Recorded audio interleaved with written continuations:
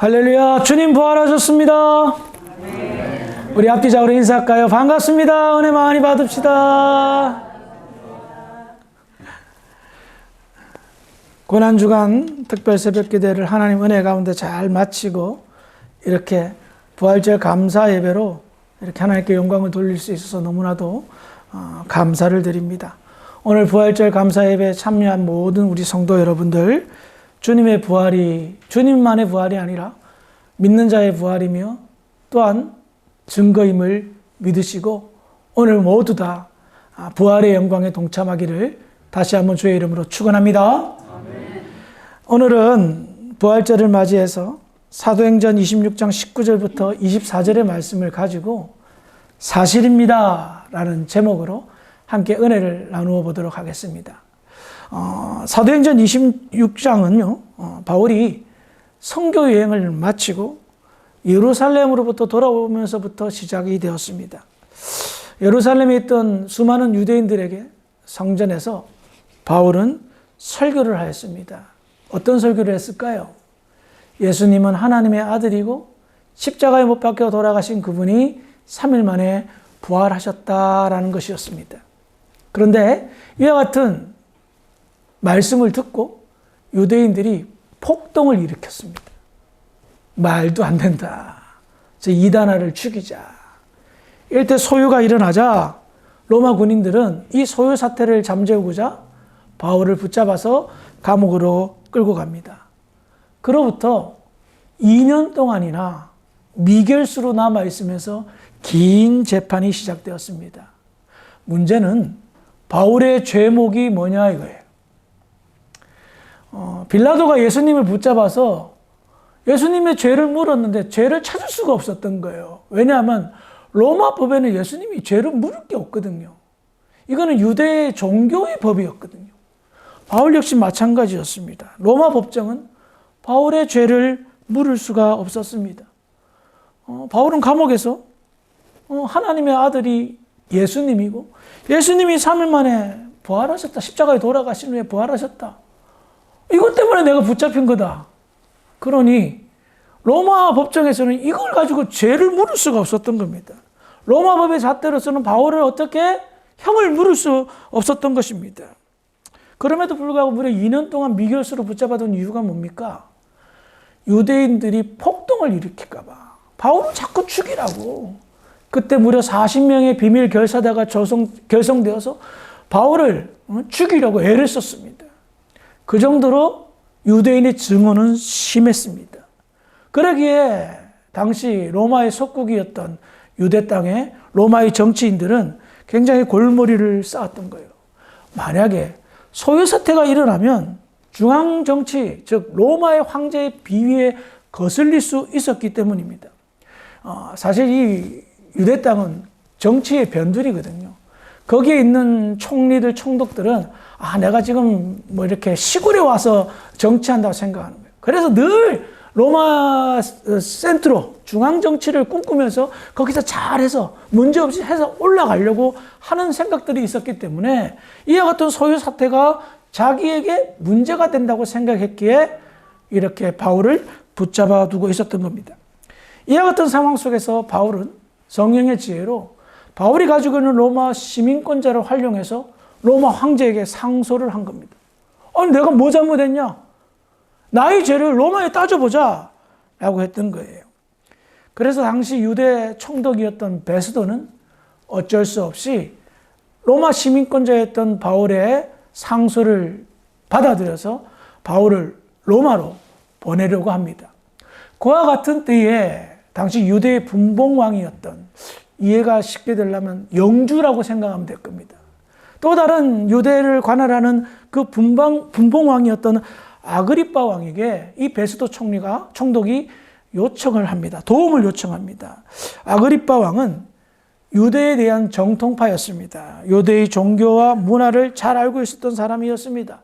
그래서 조언을 구하고자 마침 찾아온 아그리빠 왕에게 바울의 문제를 상의하였던 것입니다. 자, 바울이 그와 같이 아그리빠 왕을 만난 후에 바울은 복음의 이야기, 부활의 이야기를 전하는데요. 그 이야기를 함께 나누면서 오늘 우리가 함께 부활의 은혜를 나누어 보도록 하겠습니다. 먼저 사도행전 26장 2절과 3절을 볼까요? 시작.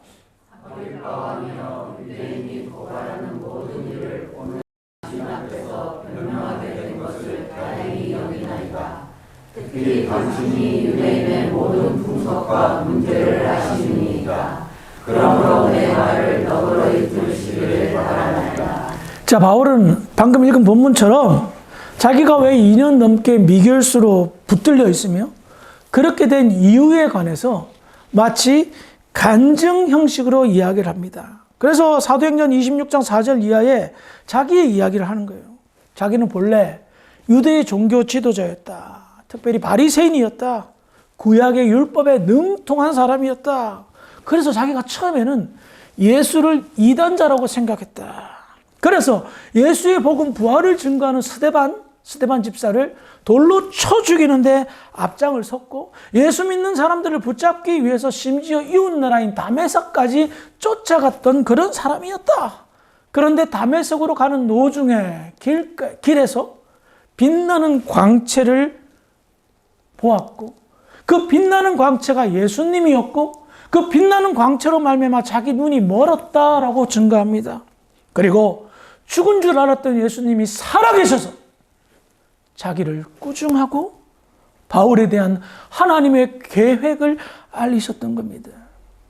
바울은 너무나도 큰 충격을 먹었습니다.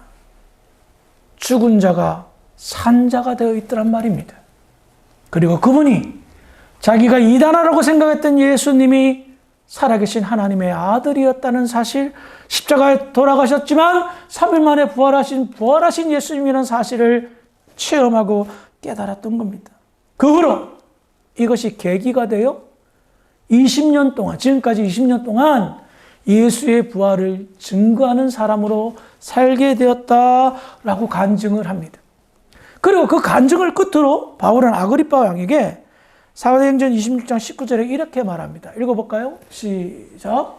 아그리파 왕이여, 그러므로 하늘에서 오신 것을 내가 아멘. 사랑하는 성도 여러분, 이 말씀을 가슴에 꼭 새기셨으면 좋겠습니다. 아그리파 왕이여, 그러므로 하늘에서 보이신 것을 내가 거스리지 아니하고. 바울은 단호하게 얘기합니다. 하늘에서 내게 보이신 것이 있는데 내가 그것을 어떻게 거스릴 수가 있습니까? 내가 어떻게 가만히 열중샷하며 예수 부활을 증거하지 않을 수가 있겠습니까? 사울이었던 바울이 바울된 이유는 하늘에서 보이신 것이 있었기 때문이라는 겁니다. 그래서 그것을 거스릴 수 없어 그는 지금까지 예수 부활을 증거하는 사람으로 살게 되었던 겁니다. 그래서 하늘의 뜻을 거스릴 수가 없어서 수많은 고난과 고초와 죽음의 위기 앞에서도 굳굳하게 그 복음을 증거하는 데 최선을 다했던 겁니다. 기억하십시오. 바울은 하늘이 두려웠지 세상이 두려운 것이 아니었습니다. 그래서 그는 부활을 증거하는데 예수가 다시 살아남에 목숨도 아끼지 아니하였습니다. 왜냐고요? 그것이 하늘의 뜻을 이루는 가장 아름다운 삶이었고 가장 자기에게는 큰 영광이라 생각했기 때문입니다. 저는 이 말씀을 묵상하면서 굉장히 가슴이 뜨거워졌습니다. 하늘에서 보이신 것을 내가 거스리지 아니하고. 사랑하는 성도 여러분, 혹여나 여러분들 하늘에서 보이신 것들이 있습니까? 하늘에서 보이신 것들이 있음에도 불구하고 혹여나 거스리면서 살고 계시지는 아니한지요. 만약에 하늘에서 보이신 것이 없다면 할 말이 없습니다. 그러나 하늘에서 보이신 것이 있다면 여러분들의 삶을, 신앙생활을 돌이켜 보시기를 주의 이름으로 부탁을 드리겠습니다. 바울은 하늘에서 본 것을 거스릴 수가 없어 삶이 예수 부활을 중심으로 살았던 것입니다. 그로 인하여 어떤 역사가 나타났습니까? 수많은 교회가 생겨났고 수많은 이방인들이 회심하며 은혜 받아 예수 믿는 자로 변화되었던 겁니다. 그런데 이렇게만 되면 참 좋겠지만 이와 비례하여 부활의 증거를 부인하는 부류들도 많단 말입니다. 그 부류들의 반응이 어떻습니까? 사도행전 26장 21절 시작.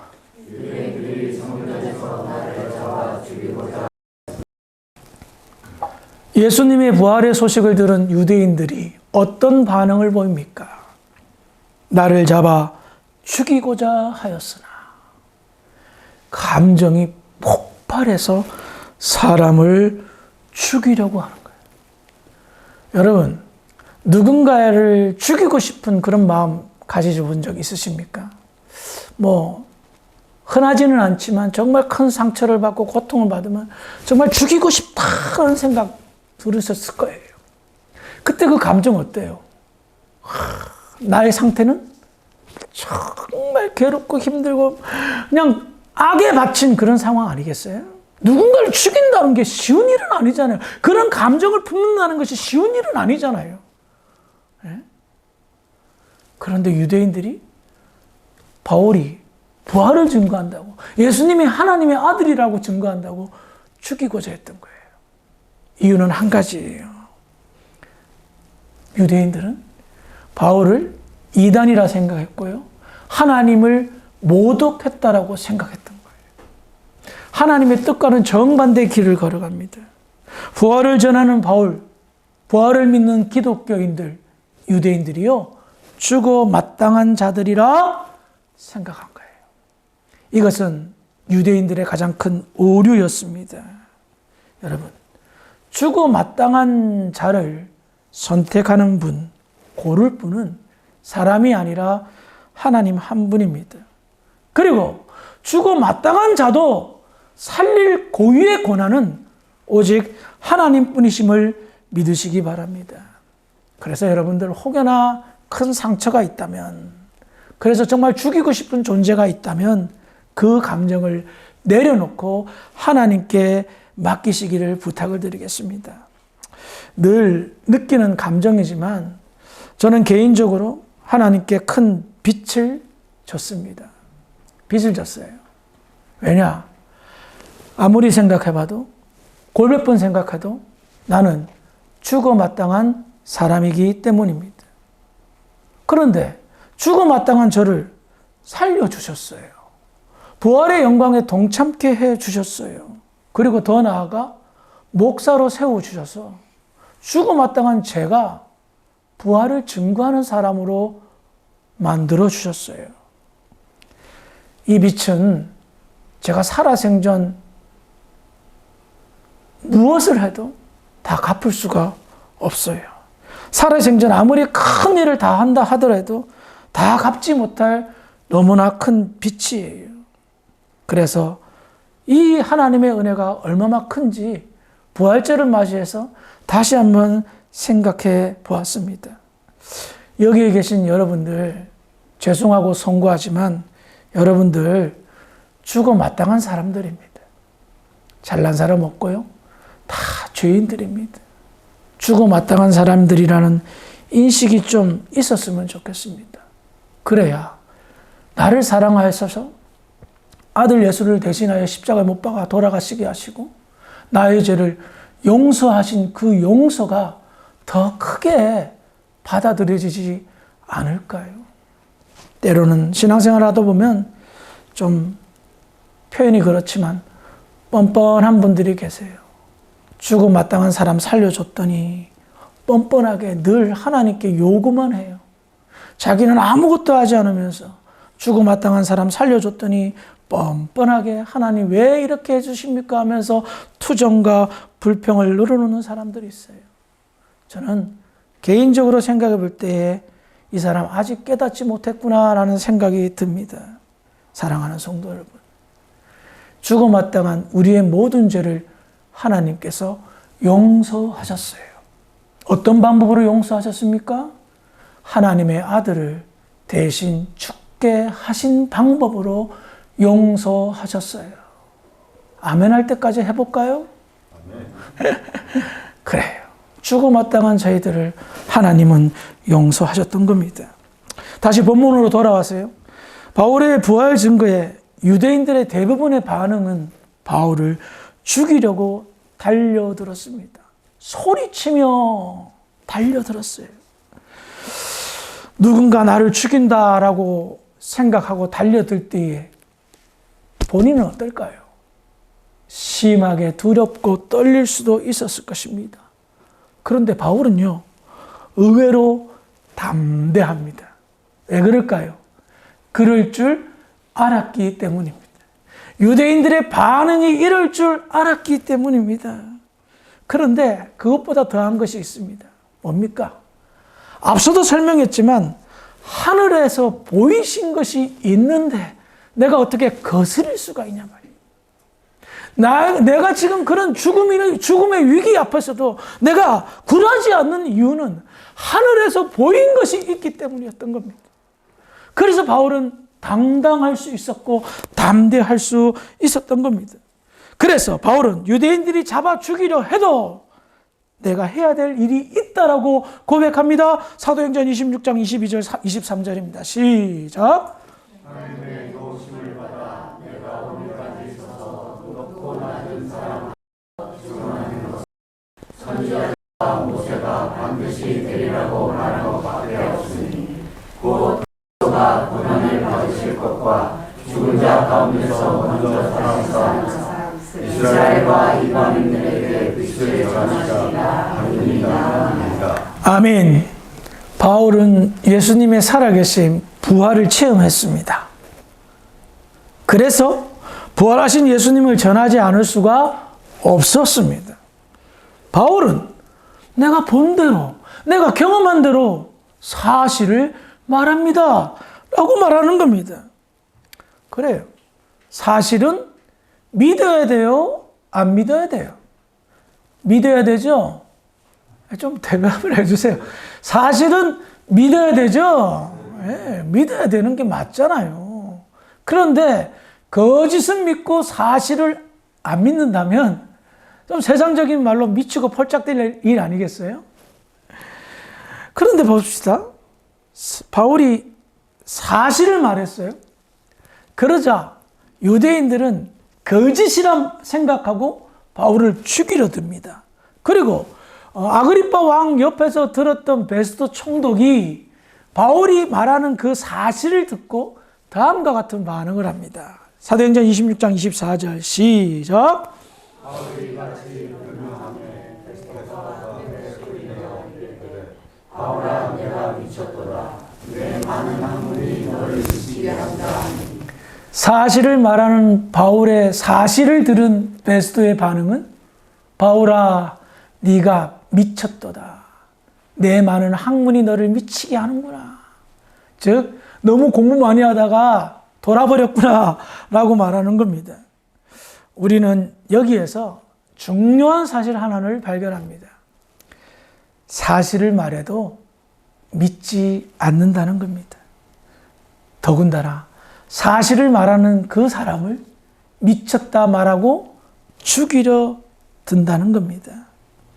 그렇다면 여기에 있는 우리는 한 가지를 판단해야 될 것이 있습니다.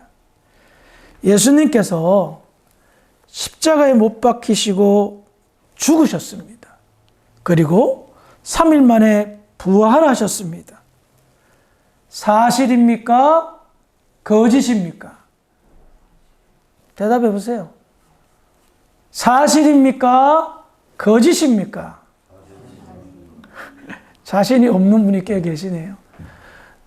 사실이 아닌 분도 있는 것 같기도 하고. 믿고 안 믿고는 여러분들 자유입니다. 그런데 사실은 진리는 변하지 않는 것입니다. 거짓이 변하는 것입니다.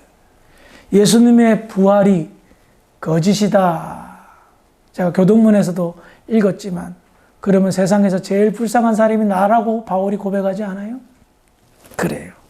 예수님의 부활이 사실이 아니라면 여기 있는 우리들 베스도가 말한 것처럼 다 미친 사람들입니다.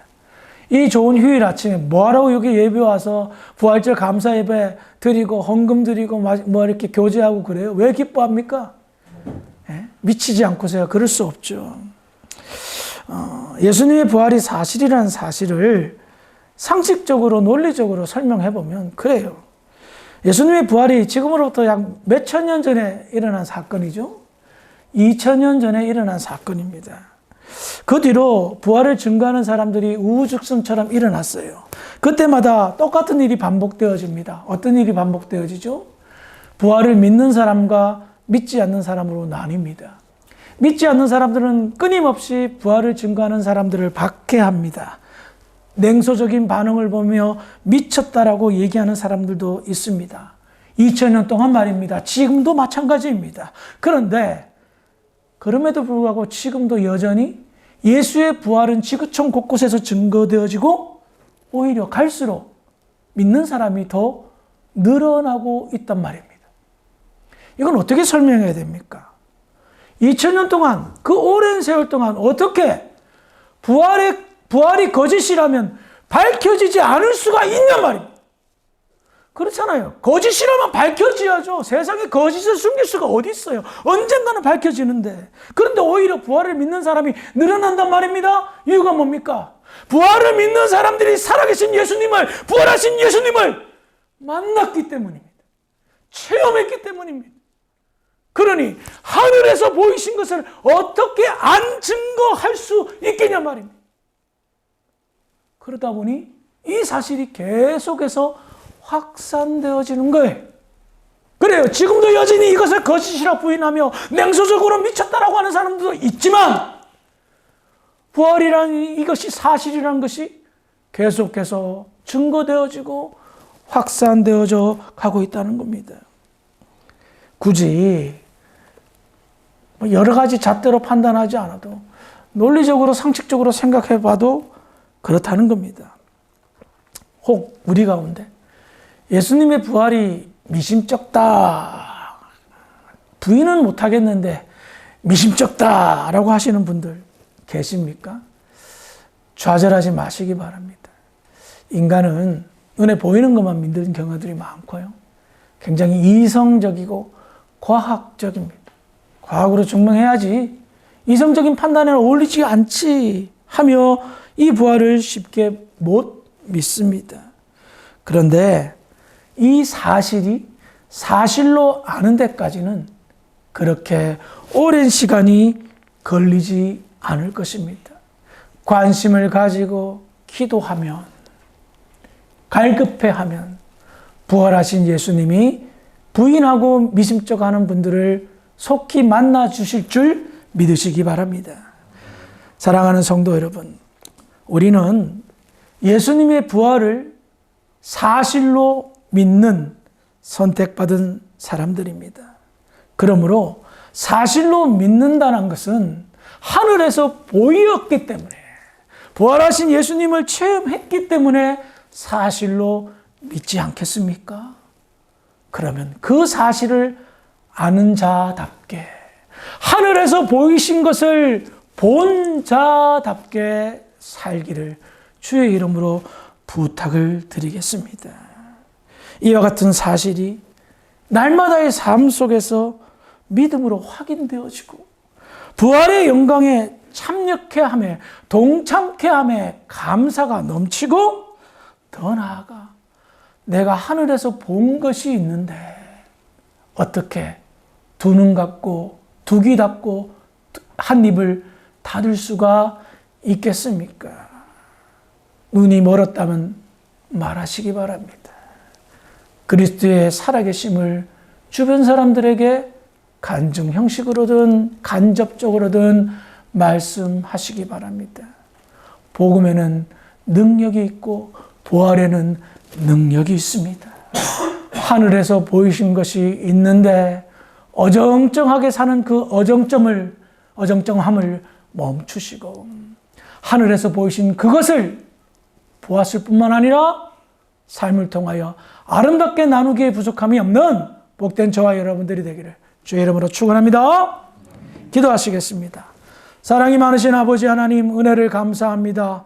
예수님 부활하셨습니다. 그리고 그 부활이 우리의 부활임을 믿어 의심치 않습니다. 하늘에서 보이신 것이 있는데 어찌 우리가 가만히 있을 수 있겠습니까? 그 본 것을 아름답게 전하는 믿음의 성도 모든 교회가 되어 부활의 영광에 동참하고 부활의 열매를 맺기에 부족함이 없을 수 있도록 축복하여 주시옵소서. 감사하며 예수님의 이름으로 기도합니다. 아멘.